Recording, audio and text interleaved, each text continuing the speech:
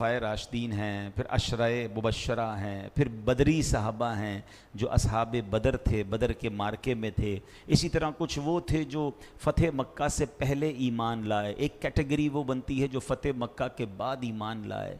کچھ صحابہ نے ایک ہجرت کی، کچھ صحابہ نے 2 ہجرتیں کی.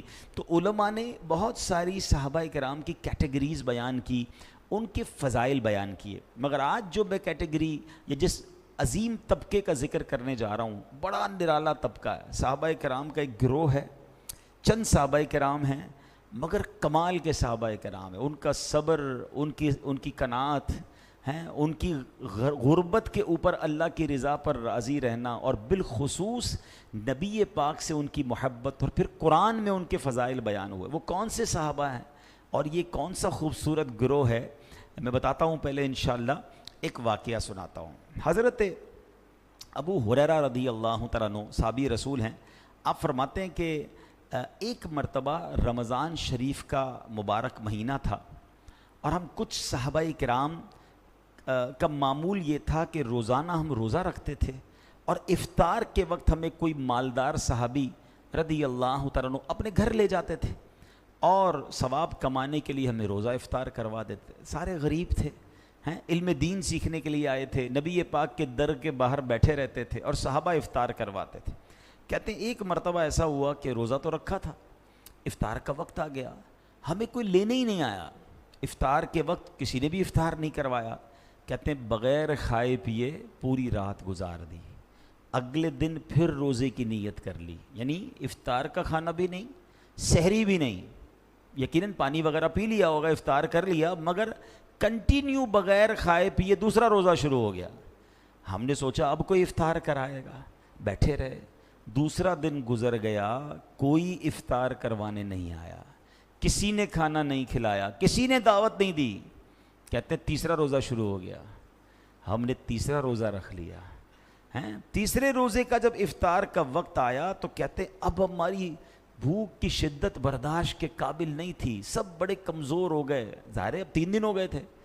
تو کہتے ہیں کہ اب جب 3 دن سے ہم دیکھا نا کہ کوئی کھانا نہیں ملا، تو اب سرکار دو عالم صلی اللہ تعالی علیہ وسلم کی بارگاہ میں حاضر ہو گئے. اب صحابہ کا عقیدہ دیکھیں کہ جب کوئی مشکل آتی تھی تو دربار رسالت میں آ جاتے تھے، لیکن کسی بندے سے نہیں کہا، مانگنا شروع نہیں کر دیا.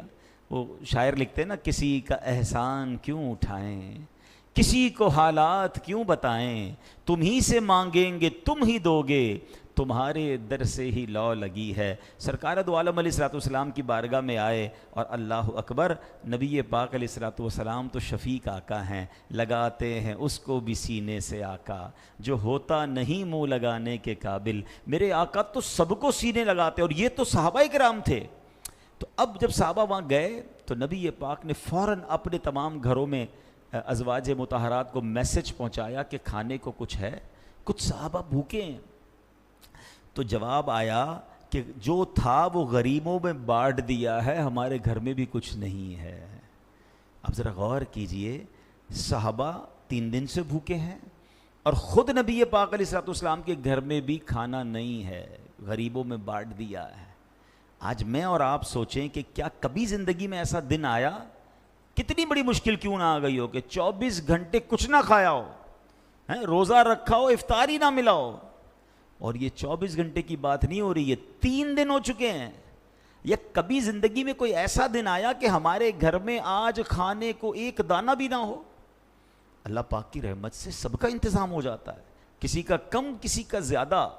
لیکن ہمارے شکوے کتنے ہیں، ہماری کمپلینز کتنی ہیں، ہماری ناشکریاں کتنی ہیں. اور اللہ کے حبیب ہیں صلی اللہ تعالی علیہ وسلم، آپ وہ ہیں جن کے سبب کائنات بنی ہے. انما انا قاسم واللہ یعطی، بخاری شریف کی حدیث ہے. اللہ کے نبی علیہ السلام فرماتے ہیں رب عطا فرماتا ہے، میں تقسیم کرتا ہوں، مگر خود عالم کیا ہے، گو پاس کچھ رکھتے نہیں، مگر دونوں جہانوں کی نعمتیں ہیں ان کے خالی ہاتھوں میں. تو اب نبی پاک علیہ الصلوۃ والسلام کے گھر میں بھی کچھ نہیں ہے، مگر شکوہ نہیں ہے، کمپلین نہیں ہے. اب کیا ہوا، جب کچھ نہیں تھا نا، اب نبی پاک تو میرے آقا ہیں نا، نہ کہنا نہیں عادت رسول اللہ کی. تو پیارے آقا نے تمام ان صحابہ کو جمع کیا کہ آؤ میرے پاس آ جاؤ. سب بیٹھ گئے. اب نبی پاک نے اللہ کی بارگاہ میں دعا شروع کر دی. اللہم انا نسألک من فضلک و رحمتک. اے اللہ پاک میں تجھ سے تیرے فضل اور تیری رحمت کا سوال کرتا ہوں. تیری رحمت کا ہم سوال کرتے ہیں.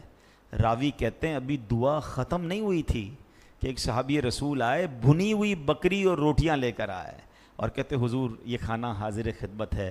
نبی پاک نے سارے صحابہ کو جمع کیا اور انہیں کھانا کھلا دیا. اب اس ایک واقعے سے اگر سمجھنے والے ہوں تو بہت کچھ سمجھنے کے لیے ہے کہ صحابہ کا صبر, صحابہ کا اللہ کی رضا پر راضی ہونا, نبی پاک کا صبر, اور پھر نبی پاک کی اللہ کی بارگاہ میں دعا کرنا. دیکھیں اگر ایک ایک پوائنٹ کو لے کر چلے تو پورا بیان اسی میں ہو سکتا ہے کہ ہمیں کتنا صبر درکار ہے. کبھی نوکری چلی جاتی ہے, کبھی کاروبار ڈاؤن ہو جاتا ہے, کبھی پیسے کم پڑ جاتے ہیں, کبھی کھانا پسند کا نہیں ہوتا ہے, کبھی طبیعت خراب ہو جاتی ہے. شکوہ نہیں, شکایت نہیں. اور لوگوں کو کیوں بتاتے ہیں؟ ہم بعض اوقات لوگوں کو بتا کر اللہ کی شکایت کر رہے ہوتے ہیں. یہ جملہ تھوڑا سا سخت ہے. ہم کہتے نہیں اللہ نے ایسا کیا ہے, مگر بتاؤ نا کیا کس نے ہے.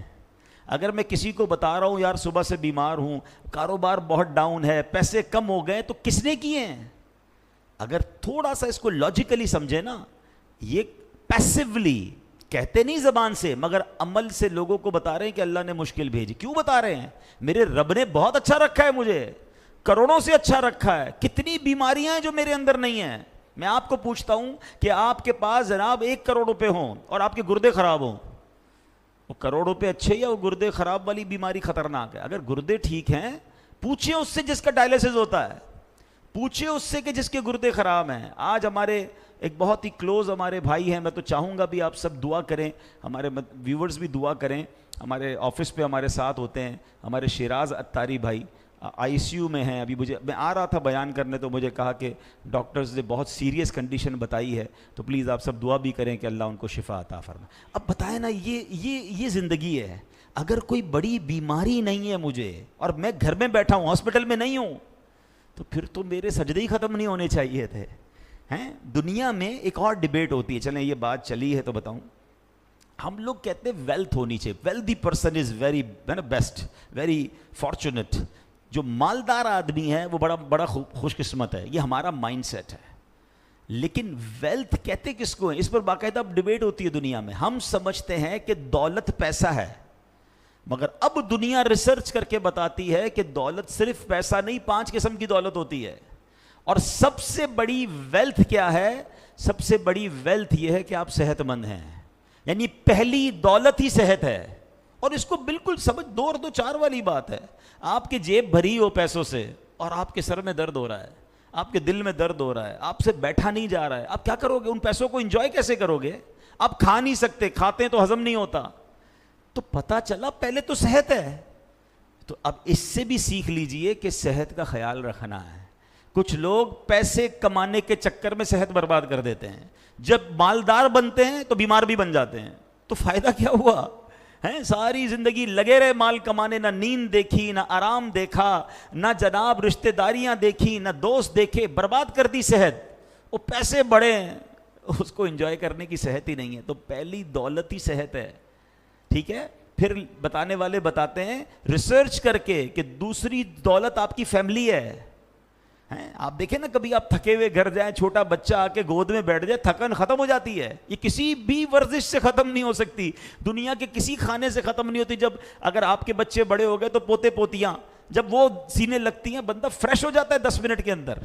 فیملی کا پیار یہ بڑی دولت ہے, اور لوگ اس پر توجہ ہی نہیں دے رہے. یار میں بہت بیزی ہوتا ہوں, بہت نوکری کرتا ہوں, ڈبل نوکری کرتا ہوں, کاروبار کرتا ہوں, ٹائم ہی نہیں ہے فیملی کے لیے. فیملی دور ہو گئی, لڑائی جھگڑے ہو گئے میاں بیوی میں, بچے نافرمان ہو گئے, اور آپ دنیا کے مالدار آدمی بن گئے. کیا کرو گے اس پیسے کا؟ کس پہ خرچ کرو گے؟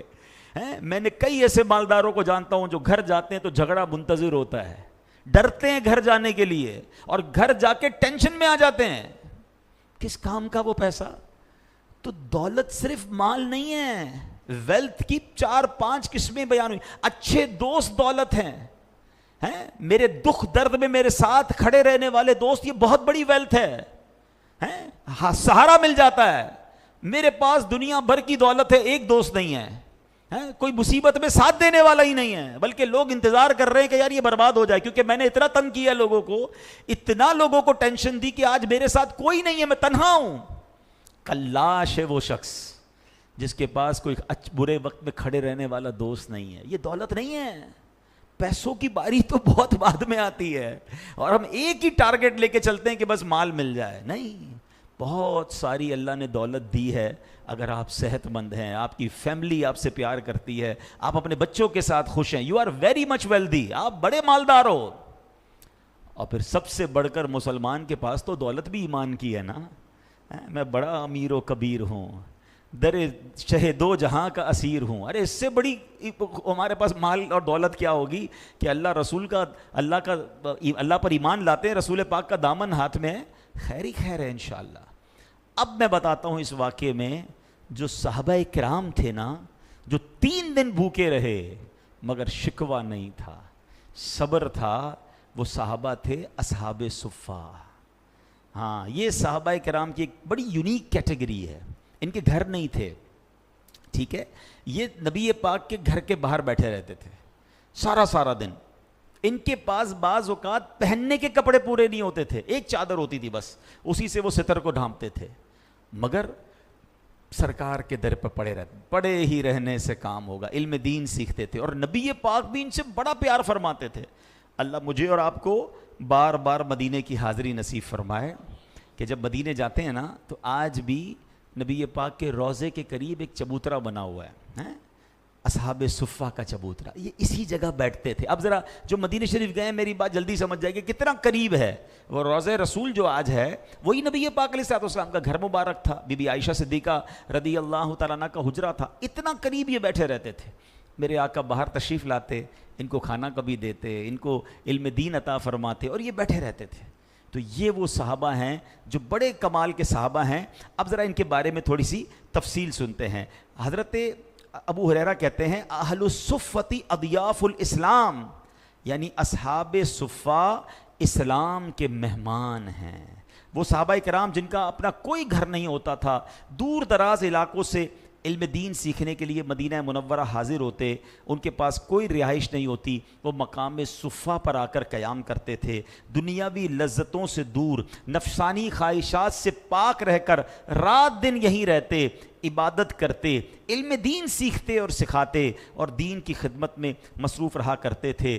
ان کی سبحان اللہ, ان کی قسمت تو دیکھیے کہ ساری دنیا چھوڑ کر کس کے در پر ڈیرے جمائے ہیں, سخیوں کے سخی کے در پر ڈیرے جمائے ہیں. در اقدس پہ تمہارے کو پڑے رہتے ہیں, بڑھ کے جنت سے مدینے کی فضا جانتے ہیں. اپنی ہستی سے جو تیرے در پہ مٹنا جانتے ہیں, کچھ وہی لطف فنا اور بقا جانتے ہیں. اصحاب صفہ کی قسمت تو ایسی تھی. قرآن مجید فرقان حمید میں کیا ارشاد ہوتا ہے؟ اللہ ارشاد فرماتا ہے بسم اللہ الرحمن الرحیم, لا تطرد الذین یدعون ربهم بالغداة والعشی یریدون وجہہ.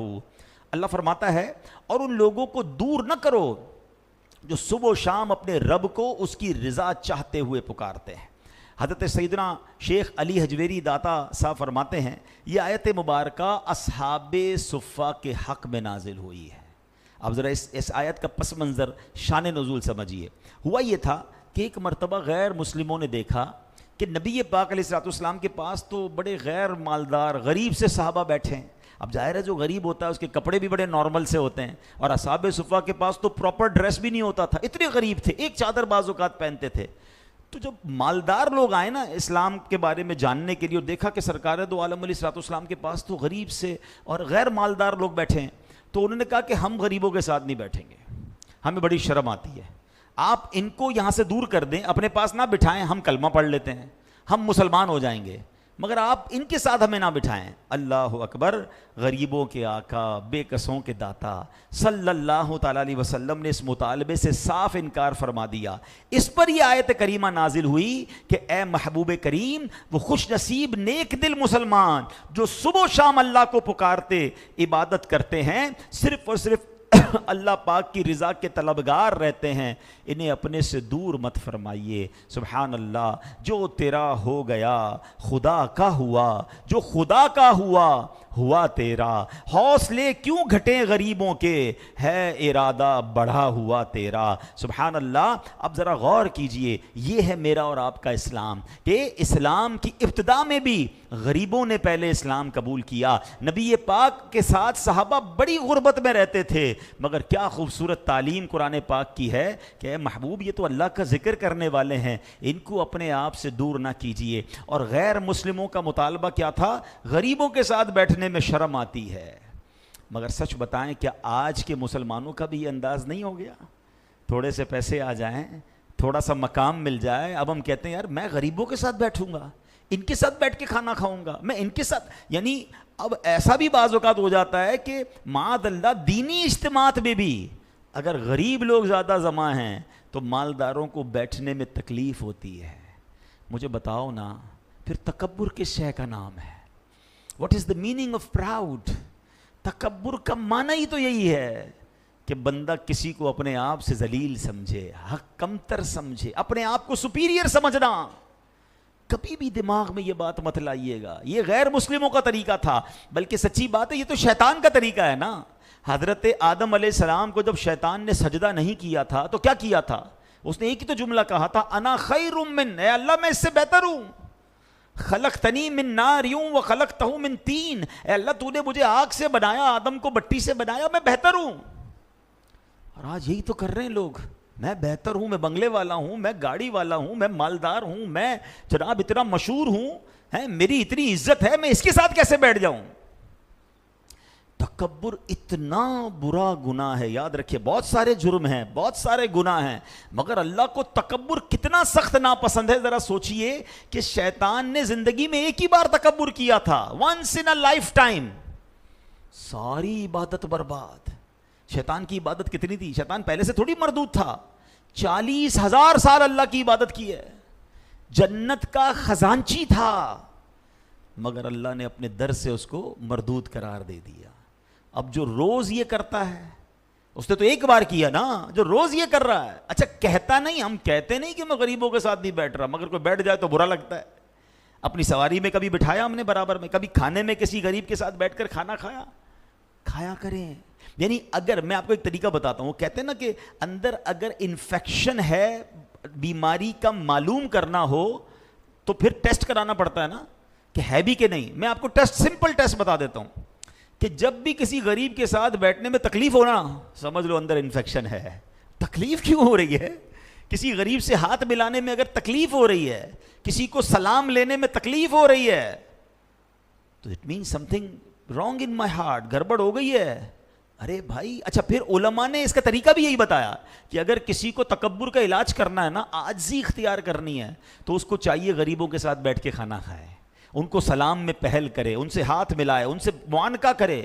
یہ تو میرے آقا کا طریقہ ہے، اور کیا قرآن کی تعلیم ہے۔ اور غیر مسلموں نے کیا کہا تھا کہ ہمیں غریبوں کو دور کر دیں، ہم ایمان لے آئیں گے۔ پلیز کبھی بھی یہ نہ اپنے اندر آنے دیں، نہ اپنے بچوں کے اندر آنے دیں۔ نیو جنریشن میں یہ زیادہ پرابلم ہو رہی ہے، ملازمین کے ساتھ برتاؤ الگ ہو گیا ہے، بلکہ اب تو یہ حال ہو گیا ہے، کہتے ہوئے مزہ تو نہیں آ رہا، کہ اگر کوئی بندہ امیر ہو جائے نا یا مشہور ہو جائے تو اب وہ اپنے غریب رشتہ داروں کو ڈس اون کرنا شروع کر دیتا ہے کہ یار میں کیسے بتاؤں کہ میرے چچا کا بیٹا رکشہ چلاتا ہے۔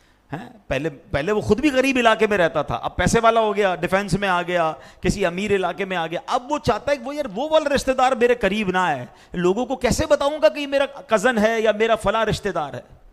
کیا حرج ہے اس میں؟ اس میں کیوں دل پر بوجھ آ رہا ہے؟ بھائی میں بھی وہی تھا، اگر آج اللہ نے مجھے اس مقام پر پہنچایا تو کیا میں غریبوں سے ملنا چھوڑ کر دوں گا؟ اپنے رشتہ داروں کو ڈس اون، پرانے دوستوں سے نہیں ملتے، آئے کسی غریب علاقے سے تھے، ان غریب علاقے والے دوستوں کو چھوڑ دیا کہ نہیں یار اب میری تو سوسائٹی الگ ہو گئی، میرا اٹھنا بیٹھنا الگ ہو گیا، یہ میرے ساتھ کہاں چلیں گے؟ کبھی سوچا ان کے دل پر کتنا افسوس ہوتا ہوگا؟ میں مشورہ دیتا ہوں آپ کو، غربت کے ساتھی، اور خاص طور پر جب آپ کو کوئی نہیں جانتا تھا اس وقت کے دوستوں کو کبھی نہ بھولیے گا۔ آج آپ مشہور ہو گئے، دنیا آپ کے آگے پیچھے ہے، یہ تو شہرت کی وجہ سے آئے ہیں، اس کو کیوں بھول گئے جب تمہیں کوئی نہیں جانتا تھا وہ تمہارے ساتھ کھڑا تھا؟ ارے اس کی عزت زیادہ کرو، جب میرے پاس مال و دولت کی کمی تھی اور کچھ دوست تھے, کچھ رشتے دار تھے جو میرے ساتھ تھے, اور آج اللہ نے نواز دیا, آج تو بہت سارے لوگ ساتھ ہیں. اس وقت کے لوگوں کو یاد کریں. اللہ سلامت رکھے میرے پیر و مرشد امیر اہل سنت کو. مجھے ان کی ایک بڑی پیاری ادا ہم نے سیکھی ان سے, آپ نے بھی دیکھا ہوگا. امیر اہل سنت آج بھی ان دعوت اسلامی سے محبت کرنے والے لوگوں کو یاد رکھتے ہیں کہ جنہوں نے دعوت اسلامی کے شروع میں دعوت اسلامی کا ساتھ دیا. وہ کہتے ہیں اس وقت تو لوگ ہی نہیں تھے. امیر اہل سنت خود موٹر سائیکل پر بس میں سفر کرتے تھے. کہتے ہیں اس وقت انہوں نے ہمیں ساتھ دیا. آج ان کے لیے 1000 آدمی گاڑی لے کر تیار کھڑا ہے کہ حضرت تھوڑا قدم رکھ دیں. کہتے ہیں یہ تو اور وقت ہے نا, وہ جو وقت تھا وہ مجھے یاد ہے اور ہم نے دیکھا ان کا انداز. تو اللہ مجھے بھی, آپ کو بھی, پرانے وقتوں کے دوستوں کو بھی, رشتہ داروں کو بھی, مددگاروں کو بھی یاد رکھنے کی توفیق عطا فرمائے. اور کبھی بھی یہ مت کیجئے گا کہ یار غریب کے ساتھ میں کیسے بیٹھوں, یہی تو تکبر ہے. آگے سنیے اصحاب صفہ کی ایک اور فضیلت. اللہ نے قرآن پاک میں ان کے بارے میں اور کیا فرمایا, وَإِذَا جَاءَكَ الَّذِينَ يُؤْمِنُونَ بِآيَاتِنَا فَقُلْ سَلَامٌ عَلَيْكُمْ كَتَبَ رَبُّكُمْ عَلَى نَفْسِهِ الرَّحْمَةِ. ترجمہ کنز العرفان. اور جب آپ کی بارگاہ میں وہ لوگ حاضر ہوں جو ہماری آیتوں پر ایمان لاتے ہیں تو ان سے فرماؤ تم پر سلام, تمہارے رب نے اپنے ذمہ کرم پر رحمت لازم کر لی ہے. ہائے ہائے, قرآن سلام بھی دے رہا ہے اور ان پر رحمت کے بارے میں کیا فرما رہا ہے کہ رب نے اپنی رحمت تمہارے لیے اپنے ذمہ کرم پر لے لی ہے. یعنی کیا فرمایا کہ اے محبوب, یہ پاک لوگ جو ہماری آیات پر ایمان لائے, جب یہ آپ کی خدمت میں آیا کریں نا, ان کی عزت افزائی کریں, ان کے ساتھ سلام میں پہل کریں اور انہیں یہ خوشخبری سنا دیجئے کہ اللہ پاک نے فضل کرتے ہوئے اپنے ذمہ کرم پر رحمت لازم کر لی ہے. حضرت خباب رضی اللہ تعالیٰ فرماتے ہیں پہلے بھی نبی پاک بہت کرم فرماتے تھے, پہلے بھی بڑی صحبت سے نوازتے تھے, مگر جب یہ آیت نازل ہو گئی تو نبی پاک اصحاب صفہ کو اتنا قریب بٹھاتے تھے کہ ہمارے گھٹنے نبی پاک کے گھٹنوں سے ٹچ ہوتے تھے. یعنی پیارے آقا کا قرآن پر عمل دیکھیں. جب اللہ نے فرما دیا ہے محبوب یہ عبادت کرنے والے ہیں, یہ اللہ کو یاد کرنے والے ہیں, ان کو دور مت کریں, ان کو سلام دیں, ان پر اللہ کی رحمتیں ہیں. اب اللہ کے حبیب علیہ الصلوۃ والسلام جو ہیں ان اصحاب صفہ کو اور قریب کرتے تھے. وہ شاعر لکھتے ہیں نا, جب تک بکے نہ تھے تو کوئی پوچھتا نہ تھا, تم نے خرید کر مجھے انمول کر دیا. ایک اور مقام پر رب کریم نے اصحاب صفہ کی شان بیان کی. آپ دیکھیں یہ کیسے صابرین صحابہ ہیں. میں 2 آیتیں سنا چکا ہوں, اب تیسری آیت سنیے جن کا ذکر قرآن میں ہے, جن کے فضائل قرآن میں ہیں. اللہ قرآن میں بیان فرماتا ہے, بسم اللہ الرحمن الرحیم, واصبر نفسك مع الذين يدعون ربهم بالغداة والعشي يريدون وجهه ولا تعد عيناك عنهم. آسان ترجمہ قرآن کنز العرفان. اور اپنی جان کو ان لوگوں کے ساتھ مانوس رکھ. اللہ اپنے حبیب سے کیا فرما رہا ہے, ان کے ساتھ اپنی جان کو مانوس رکھ جو صبح و شام اپنے رب کو پکارتے ہیں, اس کی رضا چاہتے ہیں, اور تیری آنکھیں انہیں چھوڑ کر اوروں پر نہ پڑے. اللہ اکبر. اب کیا فرمایا, وَاصْبِرْ نَفْسَكَ, اے محبوب خود کو اصحاب صفہ کے ساتھ مانوس رکھیے. وَلَا تَعْدُ عَيْنَاكَ عَنْهُمْ, اپنی مقدس مبارک نگاہیں ان سے مت ہٹائیے. اللہ اکبر. نبی پاک کو قرآن حکم دے رہا ہے, رب حکم دے رہا ہے کہ اے محبوب انہیں نظروں میں رکھیے, ان پر اپنی نگاہ رحمت جاری رکھیے. صحاب صفہ کی قسمت پر ہماری جانیں قربان. آج 1400 سال بعد والے ہم مسلمان کیا چاہتے ہیں کہ ایک نگاہ کرم پڑ جائے, ایک بار توجہ ہو جائے, ایک بار سرکار کی نگاہ پڑ گئی. وہ کہتے ہیں نا شاعر, یاد رکھو اگر اٹھ گئی ایک نظر, جتنے خالی ہیں سب جام بھر جائیں گے. میرے آقا کی نگاہ پڑنا, اٹھ گئی جس پہ رحمت پہ بخشا گیا, جس طرف اٹھ گئی دم میں دم آ گیا, پڑ گئی جس پہ محشر پہ بخشا گیا, رخ جدھر ہو گیا زندگی پا گیا, اس نگاہ عنایت پہ لاکھوں سلام. ایک بار کسی پر نگاہ پڑ جائے اس کے کام بن جائیں. اصحاب صفہ کے بارے میں قرآن فرما رہا ہے, محبوب ان سے نگاہیں نہیں ہٹانی ہیں, ان پر نگاہیں رکھنی ہیں, ان پر خاص توجہ رکھنی ہے. کاش اصحاب صفہ کے صدقے ہم گناہگاروں پر بھی کرم ہو جائے, ہم پر بھی ایک ایسی نگاہ پڑ جائے. وہ شاعر لکھتے ہیں نا, خوشا قسمت وہ دم بھر کو جو نظر زندگی بخشیں. خوشا قسمت وہ دم بھر کو نظر زندگی بخشیں, یہ عالم زندگی کا زندگی بھر ہو تو کیا کہنا. سبحان اللہ. اب یہاں ایک اور بات, اصحاب صفہ کے بارے میں قرآن نے کیا کہا؟ وَاصْبِرْ نَفْسَكَ، اے محبوب خود کو اصحاب صفہ کے ساتھ مانوس رکھیں۔ اب نبی پاک علیہ الصلوۃ والسلام پہلے تو کرم فرماتے تھے، اب پیارے آقا علیہ الصلوۃ والسلام نے جب یہ آیت نازل ہوئی نا تو آپ کا بیٹھنا اٹھنا ہی اصحاب صفہ کے ساتھ ہو گیا، یعنی نبی پاک ان کے ساتھ بیٹھتے تھے، کہیں جانا ہوتا تشریف لے جاتے، پھر آ کر وہیں تشریف فرما ہوتے تھے ہیں، اور جب تک اصحاب صفہ اٹھ کر نہیں جاتے تھے سرکار دو عالم علیہ الصلوۃ والسلام ان کے پاس بیٹھے رہتے، میرے آقا بھی کہیں نہیں جاتے تھے۔ ہائے ہائے ہائے، اصحاب صفہ کے بارے میں بہت کچھ سنا تھا، مگر یہ جو قرآن پاک کی آیات کے ذریعے سن رہے ہیں ان سے محبت میں اور اضافہ ہو گیا ہے کہ یہ کیسے لوگ ہیں جن کے ساتھ نبی پاک کو کہا جا رہا ہے کہ ان کے ساتھ مانوس ہو جائیں، اپنی نگاہوں میں انہیں رکھیں، ان کو اپنے آپ سے دور نہ کریں۔ لیکن وجہ کیا تھی؟ قرآن کہتا ہے یدعون ربہم بالغداۃ والعشی یریدون وجہہ، صبح و شام اپنے رب کو پکارتے ہیں اور اس کی رضا چاہتے ہیں۔ یہ چیز یاد رکھنی، اگر اللہ کی رحمتیں چاہیے نا تو یہ وصف ہے اصحاب صفہ۔ Why there are so much superior? Because وہ عبادت کرتے تھے صبح و شام، صبح و شام اللہ کو پکارتے تھے۔ میں اور آپ اب اپنے بارے میں سوچیں، ہم کیا کرتے ہیں؟ وہ غریب ہیں، پہننے کو کپڑے نہیں ہیں، کھانے کو کھانا نہیں ہے، رہنے کو گھر نہیں ہے، مگر صبح و شام اللہ رسول کی باتیں ہیں، صبح و شام علم دین، صبح و شام عبادت۔ میرے پاس کپڑے بھی ہیں، گھر بھی ہیں، کھانا بھی ہے، پیسے بھی ہیں، اور نمازیں بھی قضا ہو رہی ہیں۔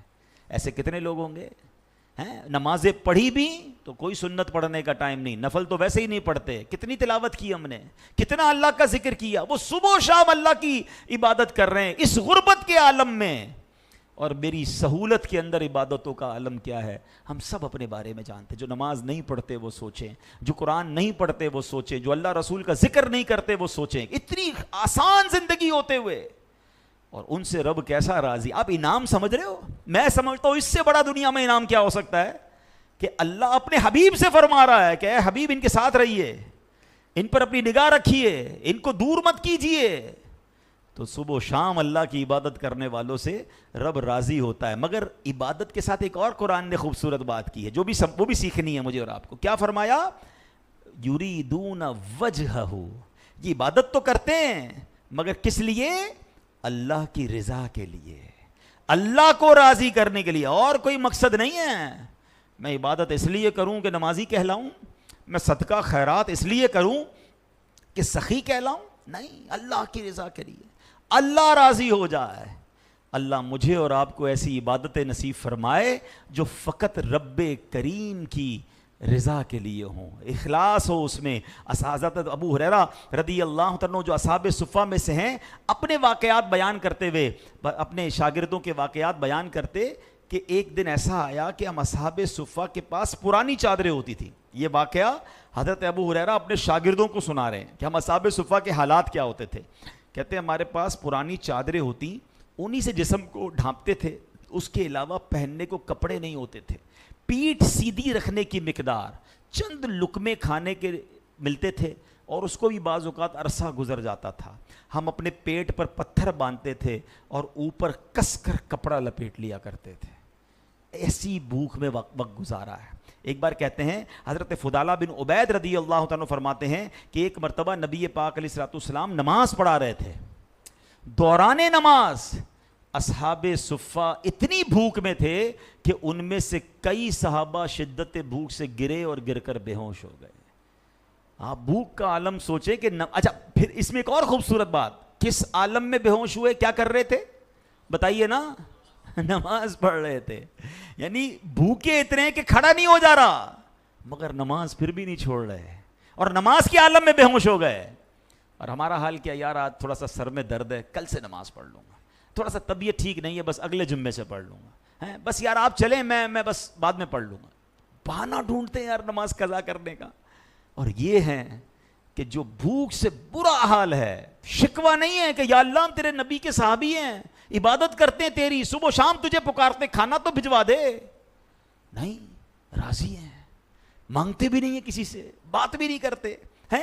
حضرت ابو ہریرہ خود فرماتے ہیں ایک مرتبہ میں کئی دن کا بھوکا تھا، مسجد نبی شریف کی طرف جا رہا تھا، اتنی بھوک تھی کہ بھوک کے سبب چکر آنے لگے، میں چکرا کر گر گیا، پھر اٹھا، مسجد نبوی کی شریف کی طرف، پھر چکر آنے لگے، یوں ہی چکراتا رہا، گرتا رہا، اٹھتا رہا، مسجد نبوی پہنچا، یہاں نبی پاک علیہ الصلوۃ والسلام کی زیارت ہوئی، میرے آقا نے میرا چہرہ دیکھا، بھوک کے آثار دیکھے تو گھر سے سرید منگوایا، سرید کہتے ہیں شوربے کے اندر روٹیوں کے ٹکڑے ڈال کر یہ بنایا جاتا ہے، تو وہ منگوایا، اور مجھے کہا ابو ہریرہ جاؤ اصحاب صفہ کو بلا لاؤ، کہتے ہیں میں سب کو بلا کر لایا، سب کو میں نے کھلایا، مجھے حکم نہیں تھا، مجھے دوسروں کو کھلانے کا حکم تھا، میں نے سب کو کھلایا، جب اصحاب صفہ کھا چکے وہ پیالہ میں نے پیارے آقا علیہ الصلوۃ والسلام کو دیا، نبی پاک نے وہ پیالہ مبارک ہاتھوں میں لیا، اب اس کے صرف پیالے کے کنارے پہ تھوڑے سے ٹکڑے سرید کے بچے تھے، کہتے ہیں وہ انہوں نبی پاک نے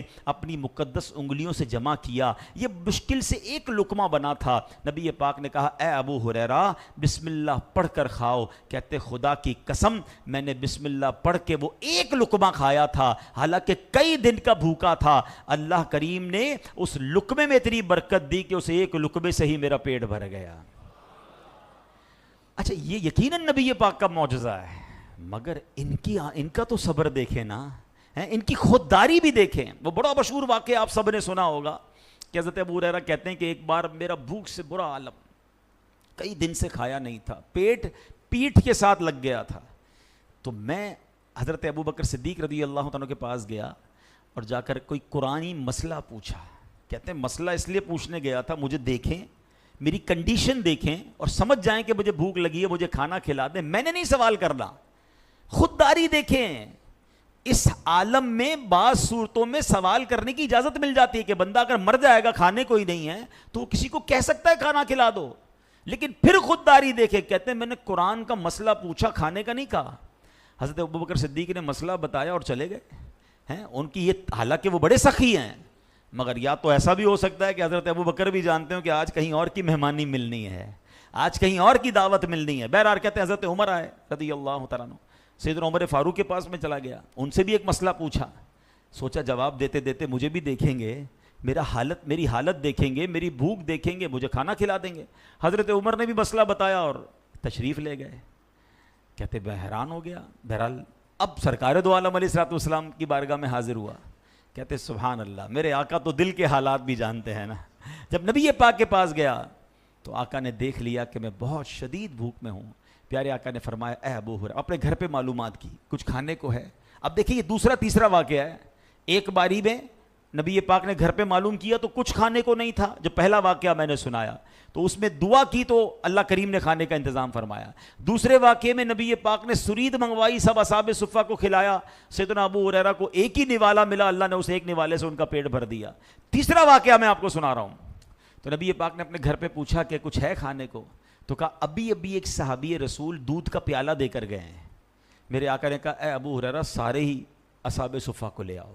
اچھا کہتے میں حیران، اتنی مجھے بھوک لگی ہے، پیالہ ایک دودھ کا ہے، 70 صحابہ کیسے پئیں گے، لیکن حکم تھا نبی پاک علیہ الصلوۃ والسلام کا، کہتے میں لے آیا۔ اچھا یہ کبھی کبھی ہمیں اس کی تھوڑی سی پریکٹس ہوئی ہوگی کہ ہمیں شدید بھوک لگی ہو اور ہمیں ہی کوئی کھڑا کر دے کہ لوگوں کو کھانا کھلائیں، بندہ کہ پہلے مجھے بھوک لگی ہے میں دوسروں کو کھلاؤں، خود کب کھاؤں گا۔ اچھا ہمیں تو یہ پتا ہوتا کہ بریانی کی دیگ ہے، کھلانے کے بعد مجھے بھی مل جائے گی، مگر یہاں تو وہ ایک پیالہ دیکھ رہے تھے، تو اب نبی پاک نے فرمایا اے ابو ہریرہ سب کو پلاؤ، پلانے کی ذمہ داری بھی انہیں دے دی۔ اب سارے ہی صحابہ کو بھوک لگی تھی، ایک ایک کر کے صحابی بسم اللہ پڑھتے اور پیٹ بھر کر دودھ پیتے، کہتے ایک نے پیا، دو نے پیا، تین نے پیا، 70 صحابہ نے دودھ پی لیا، کہتے پیالہ ویسے کا ویسے ہی بھرا ہوا ہے۔ اب نبی پاک کہتے ہیں اے عبداللہ اے ابو ہریرہ اب تم رہ گئے اور میں رہ گیا ہوں، ایسا کرو بسم اللہ پڑھ کے پیو۔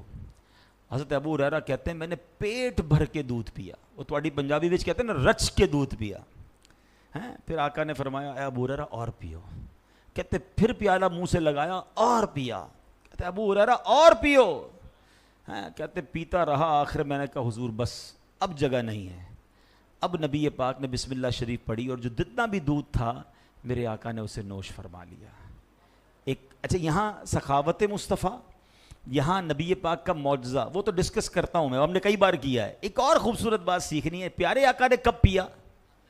71 لوگوں کو پلا کر پھر نبی پاک نے دودھ پیا۔ یہ بھی تو پیارے آقا کی کیسی مہمان نوازی ہے۔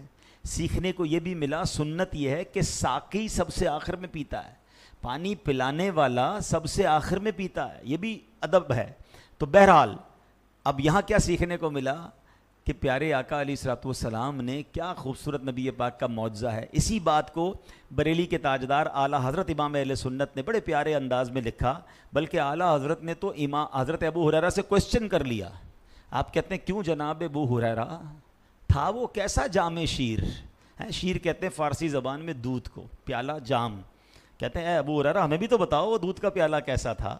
کیوں جناب ابو ہریرہ؟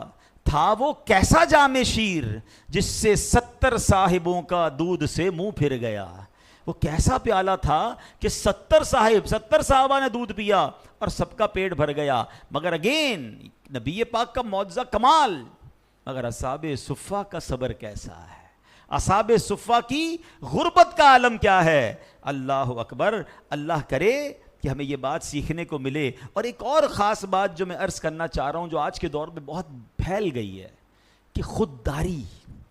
حضرت ابو ہریرہ نے حضرت ابوبکر صدیق سے کہا نہیں کہ مجھے بھوک لگی ہے، حضرت عمر فاروق سے کہا نہیں کہ حضور میں بہت بھوکا ہوں کھانا کھلائیے، میں دین کے لیے قربانی دے رہا ہوں. نو. اور آج چھوٹی چھوٹی بات پر بندہ کسی کے پاس جا رہا ہے، سوال کر رہا ہے، مدد مانگ رہا ہے. حدیثوں میں اسے انگارہ قرار دیا گیا. یاد رکھیے نیچے والے ہاتھ سے ہمیشہ اوپر والا ہاتھ برکت والا ہوتا ہے. جس کا ہاتھ مانگنے والا بن گیا نا، پھر وہ مانگنے والا ہی رہ جاتا ہے، بیچارے کی عادت ہی پڑ جاتی ہے. زندگی کا اصول بنا لیں. اللہ پاک مجھ پر اور آپ پر کبھی ایسی نوبت نہ لائے. لیکن اگر کوئی ٹف ٹائم آ جائے نا، تو میں جانوں میرا رب جانے. میرے رب کے خزانے تھوڑی معاذ اللہ ختم ہو گئے جو میں دنیا والوں کے پاس جاؤں. دنیا والے دیتے نہیں ہیں، یہ بھی یاد رکھیے گا. ہاں وہ کریم فرماتا ہے مانگو میں دوں گا، ادعونی استجب لکم. اور مزے کی بات دیکھو، اللہ کی بارگاہ میں جو جتنا مانگتا ہے اللہ اسے اتنا پسند فرماتا ہے، اور دنیا والوں کے سامنے جو جتنا مانگتا ہے لوگ اس کو اتنا ہی ڈس لائک کرتے ہیں. کیوں جاؤں میں دنیا کے کسی بندے کے پاس؟ ایک دو بار کے بعد تو فون بھی بلاک ہو جاتا ہے، یار اس کی تو عادت ہو گئی ہے مانگنے کی. نہیں، میں جانوں میرا رب جانے. اللہ غیب کے خزانوں سے آپ کو دے گا. خوددار بن جائے. اچھا پھر اس شخصیت کا، اس بندے کا امیج بھی خراب ہو جاتا ہے جو بار بار مانگتے رہتے ہیں نا. اچھا بندے کو نظر بھی آ رہا ہے کہ یار ایسا نہیں ہے کہ اس کے پاس کھانے پینے کو نہیں ہے، بس مانگنا ہے، کام نہیں کرنا ہے. نہیں، آپ اگر مانگنے والی سائڈ پہ آ گئے نا، آپ کبھی بھی کھڑے نہیں ہو سکیں گے. ہمت کر کے کچھ بھی کر کے کام کر کے کمائے، اللہ ایسی غیب سے مدد کرے گا. ہم نے دیکھا یار چھوٹی ریڑھی لگاتے تھے، آج بڑی بڑی دکانیں ہو گئی ان کی، کیونکہ انہوں نے کام کی طرف توجہ دی، مانگنے کے لیے نہیں گئے. اور ہٹے کٹے آج روڈوں پہ کھڑے ہوتے ہیں، مانگ رہے ہوتے ہیں. اور ان پروفیشنل لوگوں کی وجہ سے ضرورت مند مارے گئے. ہمارے امیر اہل سنت تو کئی بار سمجھاتے ہیں کہ جب بھی آپ نے مدد کرنی ہو آپ خود تلاش کریں. سفید پوش انسان، غیرت مند انسان کبھی مانگے گا نہیں، پریشان ضرور ہوگا، جا کے ہیلپ کر دے. لیکن جو مانگنے کے لیے نکل پڑتے ہیں، اللہ کرے میری بات ان تک پہنچے کہ یہ آپ کو اس مصیبت سے نکلنے نہیں دے گا. یہ انگارہ فرمایا حدیثوں میں. حضرت ابو ہریرہ جیسی پوزیشن تو کسی کی بھی نہیں آئی یار، کہ کئی دن کھانا ہی نہیں کھایا انہوں نے، پھر بھی زبان سے یہ نہیں کہا کہ مجھے کھانا کھلا دیں. آج ان کا ذکر کر رہے ہیں نا ہم، کتنے ادب کے ساتھ ذکر کر رہے ہیں. اللہ کرے کہ سیدنا ابو ہریرہ رضی اللہ تعالیٰ عنہ کی خودداری کا ہمیں حصہ مل جائے. ہاں اپنے پرابلم دنیا والوں کو بتانے سے حل نہیں ہوتے، الٹا صبر کا ثواب بھی چلا جاتا ہے. میں نے بہت پہلے ایک بیان میں بات کہی تھی، چلے دوبارہ کر دیتا ہوں، شاید کسی کو کام آ جائے. کبھی بھی زندگی میں اپنا پرابلم ہے نا دنیا والوں کو نہ بتایا کریں. آپ پرابلم بتاتے ہیں نا، مدد نہیں کرتے، مگر ہمارے جانے کے بعد ہمارا ہی مذاق اڑا رہے ہوتے ہیں. آیا تھا میرے پاس، فلاں مشکل میں ہے، فلاں اس کے ساتھ مسئلہ ہو گیا ہے، مدد مانگنے آیا تھا، مسئلہ حل بھی نہیں کیا اور دوسروں کو بتانا بھی شروع کیا. کیوں بتاؤں میں کسی کو؟ دنیا والے تو زخم دیتے ہیں، یاد کر لو، دنیا والے تو زخم دیتے ہیں، زخمی دل کی دوا مدینہ ہے. مانگنا ہے تو اللہ سے مانگے نا، التجا کرنی تو اللہ کے حبیب علیہ الصلوۃ والسلام کی بارگاہ میں التجا کرے نا. کسی کا احسان کیوں اٹھائیں، کسی کو حالات کیوں بتائیں. آقا تم ہی سے مانگیں گے تم ہی دو گے، تمہارے در سے ہی لو لگی ہے. اللہ مجھے بھی اور آپ کو بھی یہ الحمدللہ خودداری نصیب فرما دے. شکر کیا کرے. ایک بار محدث اعظم پاکستان دیکھیں اللہ والے کیسے ہوتے تھے, دنیا والوں سے کچھ نہیں چاہیے ہوتا, اللہ سے چاہیے ہوتا تھا. ایک مرتبہ اتنی بڑی عظیم ہستی ہیں, محدث اعظم پاکستان مولانا سردار احمد صاحب رحمۃ اللہ تعالی علیہ, بہت بڑے عالم دین ہوئے ہیں. ایک مرتبہ کہیں محفل پر بیان کرنے کے لیے تشریف لے گئے, گھر والے غریب لوگ تھے, آپ نے ان کے یہاں بیان فرمایا. بیان ختم ہونے کے بعد واپسی پر بجائے یہ کہ گھر والے کچھ نذرانہ پیش کرتے, محدث اعظم پاکستان نے ان کو رقم پیش کی. تو کہتے ہیں حضرت ہمیں کیوں شرمندہ کر رہے ہیں, آپ ہمارے گھر بیان کرنے آئے. تو آپ نے کیا فرمایا, رقم تو میں تمہارے لیے شکریہ کے طور پر ادا کر رہا ہوں کہ تم نے مجھے اللہ پاک اور اس کے حبیب علیہ الصلوۃ والسلام کے ذکر کرنے کا موقع دیا ہے. دنیا والوں سے نہیں لینا, اللہ سے لینا. اپنی نیکیوں کی جزا ہم نے رب سے لینی ہے, دنیا نے کیا دینا ہے. اور اگر دنیا والوں سے جزا لینی ہے تو پھر ایسا نہ ہو آخرت کا ثواب ختم ہو جائے. تو عبادتوں میں نیکیوں میں بھی لوگوں سے نہیں, اللہ سے جزا چاہیے. اللہ کی رضا کے لیے کام کریں. دنیا کی چیزیں تو ویسے ہی اللہ نے دے دینی ہے, جو میرے نصیب میں رزق ہے وہ کہیں نہیں جائے گا. میں کیوں دوسرے کے مال پہ نظر رکھتا ہوں. کچھ لوگ آلویز دوسرے کے مال پہ نظر رکھتے ہیں, یار اس سے کچھ مل جائے گا, اس سے کچھ مل جائے گا, اس سے قرضہ مل جائے گا, اس سے نوکری مل جائے گی, اس سے کاروبار مل جائے گا. نہیں یار, اللہ نے دینا ہے. اگر میرے نصیب میں تو خود چل کر آ کر مجھے کاروبار دے دے گا. میں نے اس طرح دوسروں کے بال پر نظر نہیں رکھنی ہے. اور جب لوگ دوسروں کی نعمتوں پر نظر رکھتے ہیں نا تو اپنی نعمتیں کم نظر آنے لگ جاتی ہیں, ڈی مورلائز ہو جاتے ہیں. ڈی مورلائز نہیں ہونا ہے, مجھے اللہ نے کروڑوں سے اچھا بنایا ہے. ایک فارمولہ کئی بار بیان ہوا کہ زندگی کے ایک اصول بنا لیں, نیمتوں میں اپنے سے کمتر کو دیکھیں, نیکیوں میں اپنے سے آگے کو دیکھیں. ہم نے اس کو الٹا کر دیا ہے, ہم نیکیوں میں اپنے سے کمتر کو دیکھتے ہیں. میں 2 نمازیں قضا کرتا ہوں نا, یہ تو جمعہ بھی نہیں پڑھتا. یار آپ اس سے کیوں کمپیئر کر رہے ہو, آپ تہجد گزار سے کمپیئر کرو نا, کہ آپ کی 5 نمازیں پوری نہیں ہیں, اگلا تہجد بھی پڑھ رہا ہے. آپ پورے سال میں 1 قرآن ختم مشکل سے کرتے ہو, وہ روز تلاوت کر رہا ہے. کمپیئر ٹو دا موسٹ جو زیادہ عبادت گزار ہے, ہم اس سے نہیں کر رہے. اچھا مالداری میں ہم اپنے سے آگے والوں کو دیکھ کے پریشان, اتنی بڑی گاڑی لے لی, نیا موبائل لے لیا, بڑا بنگلہ بنا لیا. اللہ کے بندے, جس گھر میں آپ رہتے ہیں اس سے نیچے بہت سارے لوگ رہتے ہیں, جھونپڑیوں میں لوگ رہ رہے ہیں. میں نے ابھی آپ کو شروع میں بیان میں بتایا نا کہ ICU میں ہمارے ایک جاننے والے اس وقت ہیں. میں اور آپ اس مسجد میں بیٹھے, یہی اللہ کی مہربانی ہے کہ ہم اس وقت ہاسپٹل میں نہیں ہیں, ہاسپٹل کے بیڈ پر نہیں ہیں. تو دیکھیں نا, نعمتیں نہیں ہیں لوگوں کے پاس. جب یہ سوچتا ہے انسان تو بڑا خوش ہو جاتا ہے کہ یا اللہ تو نے مجھے کتنا خوشحال رکھا ہے. تو پلیز اگر زندگی کا سکھ چاہیے تو یہ فارمولہ یاد کر لیں, نعمتوں میں اپنے سے کمتر دیکھیں اور نیکیوں میں اپنے سے آگے والے کو دیکھیں. تو